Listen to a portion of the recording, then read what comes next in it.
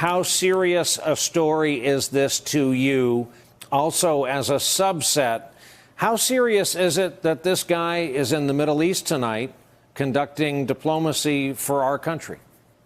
Yeah, I think the big story, Brian, is that we have a envoy for the United States, Jared Kushner, meeting with foreign heads of state and heads of government, and he does not have access to intelligence because he's not eligible for that sensitive, compartmented information, that SCI level intelligence. And that's a huge problem because he can't do his job and he can't defend America. But the story tonight, Brian, I think is also very concerning, which is that the President of the United States overrode the unanimous recommendation of the intelligence community leadership, those who are sworn to uphold and protect our nation's secrets, our nation's security, and he ordered his staff to override those recommendations and give his own son-in-law access to some of the most sensitive secrets in our government.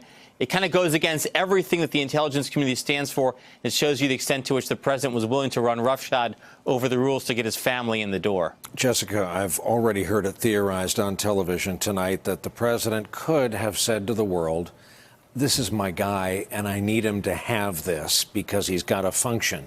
Instead, here we are running recordings of the president and his daughter with direct denials. But to my question to Mike Schmidt, this is another thing. And every day there's another thing. And it makes you really doubt all the reporting that you and I have been told that Mueller's wrapping up. Well, there does seem to be a lot of unresolved business connected to the Mueller probe that's central to the Mueller probe. We know there was that redacted material in the recent filings in the Manafort case. Just a few hundred pages of it. Just a good portion of it. And so there is this lots of unresolved matter. We also know there's the outstanding grand jury subpoena to the foreign-owned company that has been fighting all the way to the U.S. Supreme Court. The subpoena on pains of having to pay $50,000 a day. That's a huge unfinished area of business, if you will. When those documents eventually come, assuming they do to Mueller, that would be fodder for his investigation. The Roger Stone case is still just getting underway. So there's a lot that still seems to be central to the Mueller probe that we don't know how it ends yet.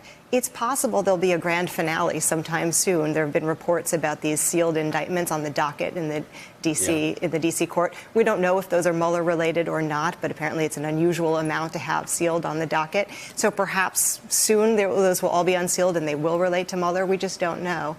We do know that Mueller is putting in place, if you will, the structure to turn over important parts of the case if he decides to wrap up. So he's brought in prosecutors from different U.S. attorneys' offices, not just the Southern District of New York, but prosecutors in the D.C. office and in Virginia. So if he does decide to wrap it up because he's decided he's done with the main part of his mission, then those prosecutors will be in place to carry the mission forward. All right, Josh, while we wait, we can at least listen to former U.S. Attorney Chris Christie, who said this tonight on CNN about the president and this particular Kushner case.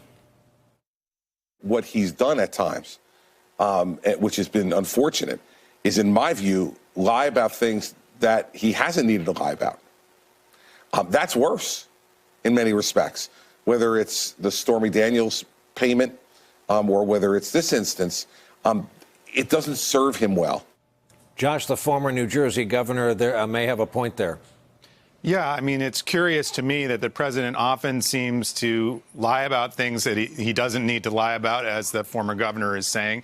And then he'll claim authority for things that he doesn't have authority to do. So here he said he couldn't get involved in somebody's security clearance case, and he apparently went ahead and did that anyway for his son-in-law. And then, on another thing like the wall, he'll claim he has complete authority when the notion that he has authority to do something like that without Congress's buy-in is very dubious. So his statements seem to be all over the map, and it seems like sometimes he's even covering up things he doesn't need to cover up.